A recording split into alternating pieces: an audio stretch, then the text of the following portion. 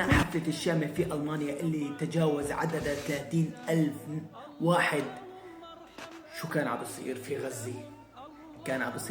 كان في أطفال عم تنحرق. الناس بتنحرق أمامنا، الناس بتنحرق قدامنا يا جماعة. مخيم كامل عم ينحرق بالنار، أطفال، نساء، شيوخ، كله بضربات. حطوا لكم مرياع وقادكم. الشامع عبارة عن مرياع وقادكم إلكم مثل البهائم، مثل الأغنام. مثل ما الراعي بقود الأغنام والمرياع، أنتو هيك قادكم. لهوكم بحفلة، لهوكم بتفاهات، لهوكم بغضب، لك شو الواحد بده يحكي؟ بسحب الشهداء من هذا المكان 30,000. كل واحد بده يدخل بطاقة حقها 150 يورو.